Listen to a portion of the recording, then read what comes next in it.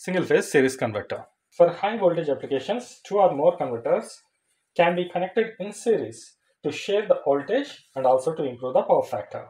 This is the circuit which belongs to single phase semiconverters connected in series. Here we have given the voltage Vp and we have a Vs. Then the turns ratio of this transformer is Np by Ns equals to 2. That means if we give the voltage of Vp, here we are going to get half of the voltage in Vs. We have a converter 1 with the freewheeling diode. This is converter 1 and this is converter 2. The converter 1 is having the firing angle is alpha 1. Here it is alpha 2. Since it is a semi-converter, we have two thyristors, two diodes. We have an input voltage of Vs. Converter 1 is operated at alpha equals to 0 and converter 2 is operated at alpha 2. Converter 1 is on at alpha equals to 0. In the first half cycle, the current passes through T1 and the load back to D2 to the source, which is always on. So the entire voltage is going to appear across the converter 1. But the current direction is going to flow through from top to bottom of the load. So we are going to get only positive.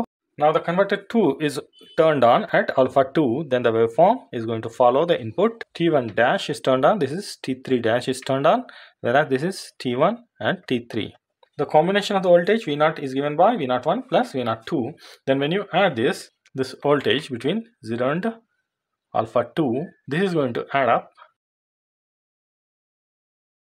This is our V0 up to pi. Then from here, this is present.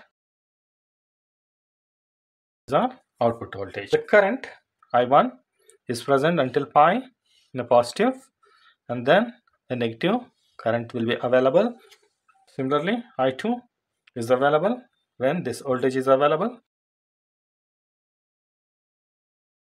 I0 is available always, or continuous operation is possible. You can find out that I1 plus I2 up to alpha 2 only I1 is present.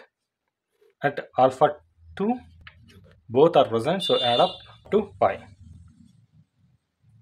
At pi this is negative up to pi by 2. Then here it is add up.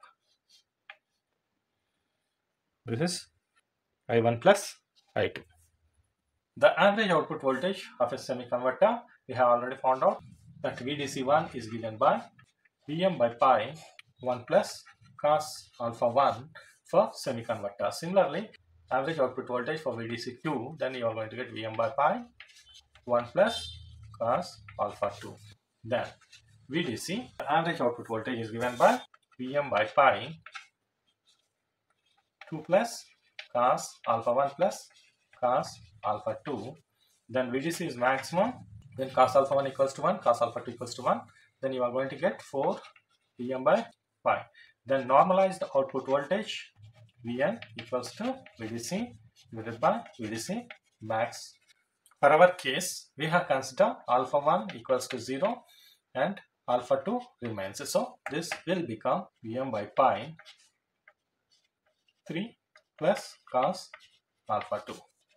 Vm by pi 3 plus cos alpha 2 divided by Vm by pi 4 is 0.25 of 3 plus cos alpha 2. If alpha 1 equals to alpha 1 and alpha 2 equals to pi, then VDC will become Vm by pi 2 plus cos alpha 1, where this cos alpha 2 is pi, which is nothing but minus 1, so minus 1. This will be Vm by pi 1 plus cos alpha 1. The maximum value is not going to change, as this is the maximum value of this setup, that is single phase semiconductors operating in series.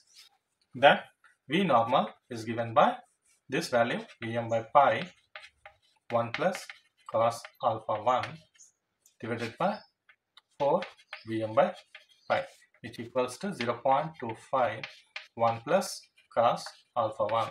So this is the case which belongs to alpha 1 equals to 0 and alpha 2 is equals to alpha 2, whereas this is the case where alpha 1 equals to alpha 1 but alpha 2 equals to pi.